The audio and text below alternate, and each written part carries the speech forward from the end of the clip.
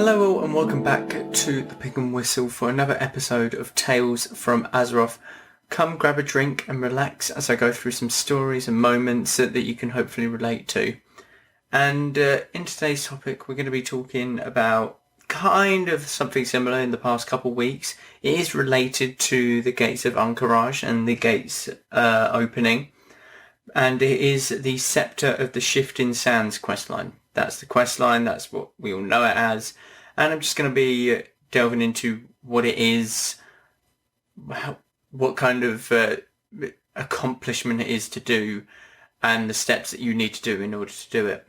My guild, myself, are currently in the process of doing the Shifting Sands questline. We're given the opportunity because, as I've said in the past couple podcasts, the war effort was being delayed.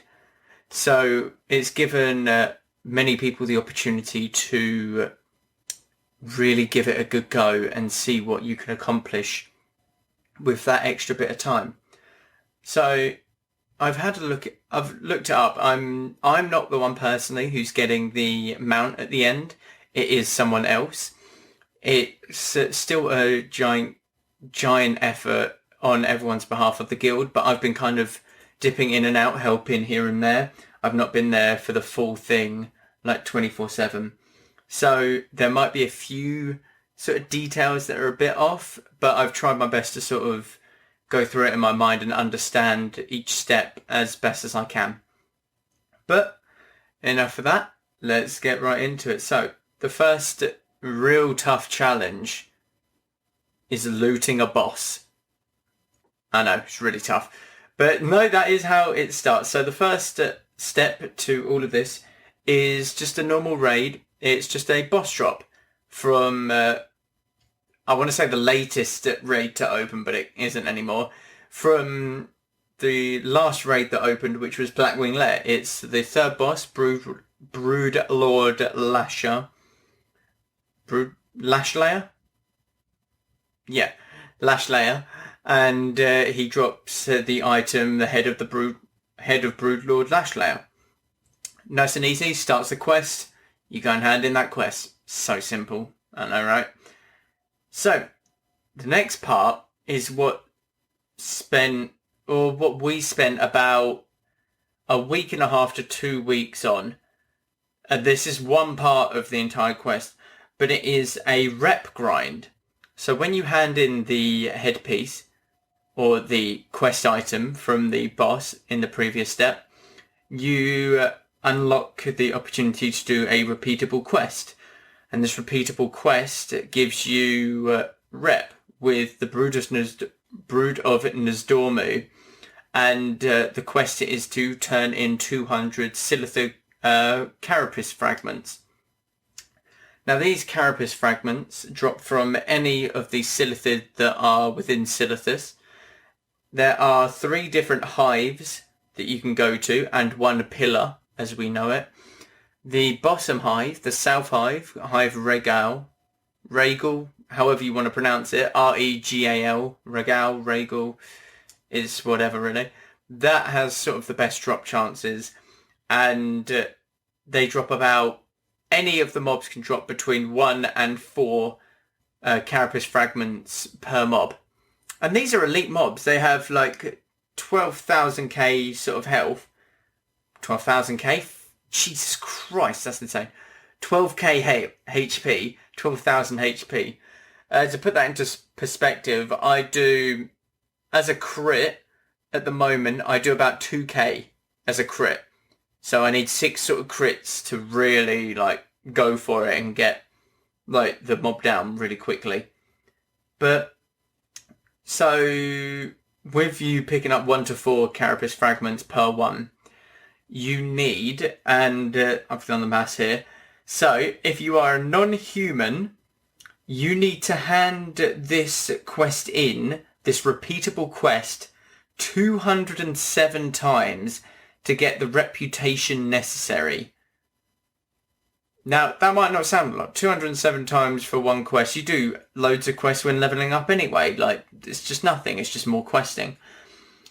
If you are a human, it's 188 times that you need to hand in this quest because humans have the 10% reputation bonus gain, which is really something in this instance. So, the maths here, for handing it in 207 times, you need 41,400 carapace fragments. 41,400. And you're looting on average 1 to 4 fragments per kill, pretty much.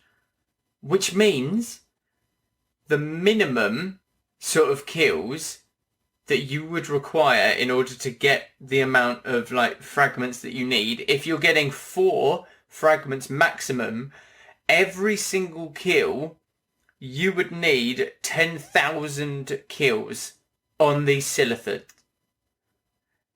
Now that is absolutely bonkers. It is absolutely ridiculous, don't you think? Just 10,000 of these things, alone, is beyond me. I don't think I've ever killed 10,000 mobs in WoW at the moment, let alone, within the space of a couple weeks. If you are human, it's the 188 turn-ins that you need for the quest to get the rep, and that is 37,600 carapace fragments. Now, that takes it down a bit lower, about 9.5k. 9.5? Yeah, about that. But just thinking about that is ridiculous. On average, because I went to help out with this farm, on average, over the course of an hour, I would get about 100 fragments, I would say. 100 fragments. Anywhere between sort of 100 to 200 would be really good. You'd sort of buddy up. You'd sort of find a buddy. So a warrior would find a healer, because obviously warriors aren't as capable of going from one mob to the other straight away. They need that health regen and they need to eat. And with warriors having so much health, just food doesn't cut it. So the healer's there to keep them topped up. They can do their own thing, the warriors, while the healer regens mana in the back. So you sort of get this buddy system going on. And I had myself a buddy. I had a warrior with me down in one of the hives. In the hives, there's obviously the land, the land where they can all respawn on the land above ground. And then you've got these little cave systems that you can go in. And we were just running back and forth in this cave system, completely free, because no other guild was challenging us at the time. So we're getting a really good sort of fragments per hour almost. And it's just sort of fun to, have that sort of interaction, with just someone that you're doing this with. It's not necessarily you're talking to the entire raid group. You're just sort of having your own chat on the side with, who you're farming it with. And you get to know them a bit better and have a laugh with them. So it's really nice and really sort of kind of relaxing at times, but that farm did take us about a week and a half to 2 weeks, and it was absolutely ridiculous. On the last day, where the Horde effort, you guys won't know this, but the Horde actually started going crazy a few days back. Over the weekend, they completed about 30% of the war effort, and this is on Zandalar Tribe, so this was 2 weeks of them doing nothing, and then suddenly they just went, yep, now it's time, and just threw everything that they had at these NPCs, the poor guys. And yeah, they shot up 30% and nearly completed it within a day almost. So it was a bit crazy. So we were a bit worried that we weren't going to cut it. So on that day that they were really pushing the fucking numbers for the war effort, we got a bit worried, and literally we had a group of 30 of us just farming the fragments, and we controlled each hive. So there's 3 hives. We had about 30 of us, and we had about 10 in each hive. And we controlled every single hive, which was insane at the time. It was good fun to sort of have that interaction. But you just doing that, we got about I think about 10,000 to 15,000 fragments between all of us that entire day, which is absolutely insane. That last day was absolutely mad what we did. Honestly, I've really got to hand it to the people that were doing it before, like me, like farming the fragments. Like they have real passion for that quest line. I got to tell you that. So after you've done that insane rep grind, you just hand in a couple of the quests. It's sort of like talking quests. You go back and forth and talk to certain people, and then you go to the Gates of Encourage straight after, like the repeatable quest. So you go and talk to the big dragon, Anachronos, who's at the Caverns of Time in Tanaris, and he'll send you back to the Gates of Encourage, where you witness an RP event. And this RP event is really cool, I do have to say that.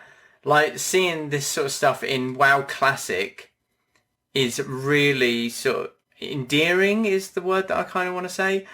It shows the way that they wanted to go forward with WoW in the future, with all the cinematics and the like lore behind it all, and it really was good.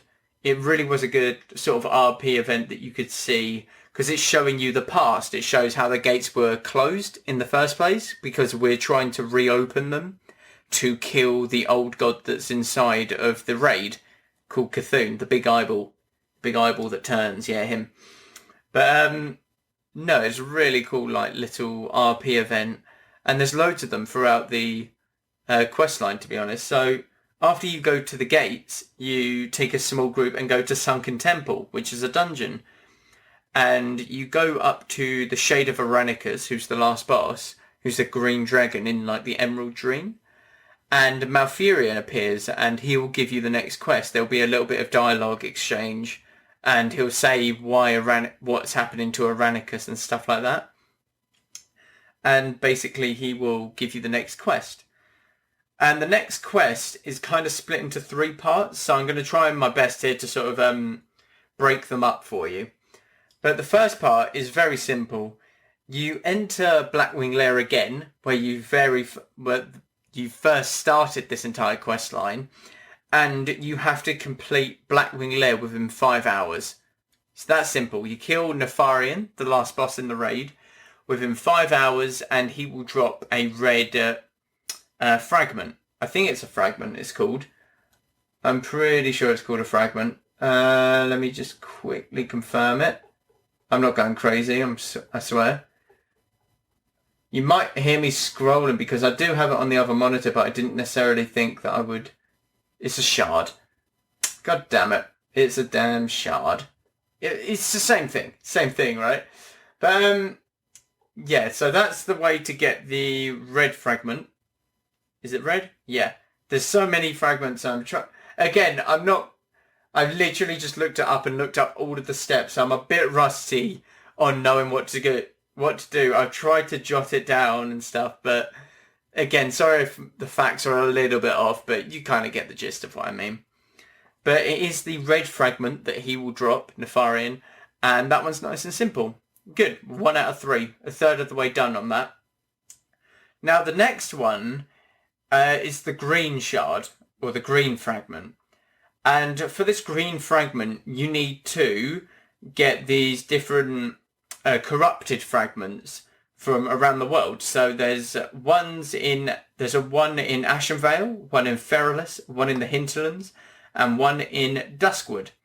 Now, Ashenvale, Feralus, and the Hinterlands are all fine. You get a small sort of raid together, you go around and you kill these dragonkins? Yeah, around the world boss spawns. Like this massive portal. They're usually, they're about 80,000 sort of HP in around that sort of average of HP. So it gives you the sort of idea on how tough they are. They are quite tough. It took us about a few hours to get like all of them because of the low drop chance and stuff. Now, with regards to the Duskwood one, there is a boss that you have to kill. Now, this boss isn't the world boss, which is the dragon. It's actually a satyr that spawns at the moonwell at the back of where the boss is. So this world boss is up at the time, and with the guild that were being griefed by the Horde, because the Horde were not opening the war efforts, the guild were griefing the Horde by not killing this world boss. Now, the way that they are griefing it is because if this world boss is killed, it makes it easier for the Horde to kill the satyr and carry on with the Scepter quest line. So we, as an Alliance guild, have had to go around the boss, the world boss, and have had to do some makeshift tactics in order to kill this satyr so that we don't aggro a world boss and he comes and just slaps us in the back of the head whilst we're doing this fight.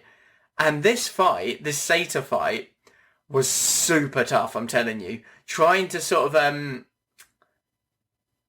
find the right tactics and the right positioning for the boss because of the world boss being up was so tough, it was unreal. So the boss has an AoE knockback, and this AoE knockback does about 1,000 damage and puts a nasty dot on you. A dot is a damage over time effect. And it will tick for about 1,000 damage every 5 seconds for 15 to 20 seconds. Now, this hurts. It's fine on, say, melee. If, a couple people get hit, it's fine. But if everyone gets hit, the healers cannot keep up, and you will die. And here's the kick, really. Every time someone dies, it empowers the boss, and the boss deals double the damage to what he previously did. So this is a fight where no one can die. It's a marathon, not a sprint fight. That's the best way to describe it. It's a marathon and not a sprint fight. Now, we wiped on this satyr boss 4 times, I believe. 3 or 4 times. And with regards to the positioning, we were still learning, and it's still very good. It was we LOS the boss, which you're meant to do, and everything like that. We played it really well, considering the lack of space that we had to kill this boss. But there were complications, and we got mages polymorphing and calling out that they're polymorphing. And by the 4th time, at midnight on 1 AM, this is happening, this boss fight. Someone, not the first time, not the second time, someone's polymorphed the target, but the 3rd time that this mind control target has been polymorphed, a warrior goes, to it and slaps it and breaks the polymorph. And there are a couple people within the raid who I'm not going to name, but they aren't proud of what they did or said, but they basically got really agitated by it but had an outburst and said what in the hell are you doing? And that's the nice way of saying it. But no, we managed to kill the boss after that. We did manage to kill the boss on that attempt, even with the polymorph breaking and stuff. It was just agitating, it being early in the morning and us wiping a few times to it. That and not being able to actually do the world or do the satyr boss the best, and give us the best opportunity to, because this damn world boss is just patrolling right behind us. So it was definitely a test, but we did overcome it. And he drops one of the corruptive fragments, and you need 4 of these fragments. You take them to Keeper Romulus in Moonglade, and he will do an RP event. He will run into the middle of the town in Moonglade, and he will summon Aranicus. Aranicus is the big dragon that was in the Sunken Temple dungeon that I mentioned about 5 minutes ago. And you basically have to beat Aranicus and cleanse him of the Emerald Nightmare, I believe it is. Now this boss is super cool because it's got the shades. He will summon waves of shades first that you kill, and the shades gain in power when someone dies. And this includes the guards around the Cenarian town. So whenever a Cenarian guard dies, they gain in power and get like gigantic. So we're always focusing the bigger one first. And it was a super fun fight. Like, it would just be loads of shadow bolts going out because he has an AoE shadow bolt. And we did it first time and it was super clean. That was such a fun fight, and it is really worth like just seeing it, because it's so rare that you get these types of things to happen in classic WoW. Even in Burning Crusade, like if and when that ever comes out, like Burning Crusade Classic, Wrath of the Lich King, like these things are very rare and they only necessarily happened after Cataclysm, which I find really cool. But when you finish the Irenicus questline, you return the quest to Romulus, and he will basically give you the green fragment, which is really nice, the green shard. Now, with regards to the blue shard, this one's a bit more interesting. It's not necessarily like raid boss, you're just constantly farming like every other sort of step. This one's a bit weird. You go around, from what I know anyway, from what I've looked up, you go around Azeroth and you just right-click a book. And these books are all over the place. There's like different chapters. So you got chapter 1, 2, 3, 4, up to 7, I believe. And they can be anywhere. So from one's in Stormwind. So if you're Horde, you have to go into the middle of Stormwind. One's in Undercity. So if you're an Alliance, you have to go into the middle of Undercity. One is from Ragnaros, which is the boss at the end of Molten Core, which is a raid. And yeah, they just dotted about all over the place, and it's super weird, but it's quite fun to sort of, I don't know, interact with that. So with regards to doing the books and stuff, you have to put them together, I believe, with a magical book binding, I believe, yeah. And basically, you go back to whoever gave you the quest in the first place, and you just give them all of these materials. Now, these materials are not cheap. So I've got them here, like 20 Arcanite bars. And Arcanite bars on my server currently are about 90 gold per one. So we're going to round that up to 100. So it's about 2,000 gold per one. Actually, more like 1,900, 1.9k for all 20. You've got Elementium ore. Now that's easy because the guild bank, my guild bank anyway, can supply that because we all run Blackwing Lair. We all contribute to that. And that's no worries. 10 Azerothian diamonds, which are just they're a gem that you can mine. It's a very low drop chance of a mine, but you can. And a blue sapphire, which again is a gem and you can just mine. So them two aren't too bad. But the other two are very sort of high-end expensive. So when you've handed that in, he will give you a quest. And this quest will be called... Sorry, my voice is going a bit. The quest will be called The Wrath of Neptulon. And this is a raid. And you basically... You kind of fish it up. So in Burning Crusade, there's in the Steamweedle raid? Steam Vaults, I think it's called, something like that. But you fish up a boss, you can fish up an optional boss, and this is basically what you're doing here. So it's suggesting 20 players plus, so you want a raid group, and you use a Arcanite buoy in a large fishing pool, and basically you summon this giant boss. That's it.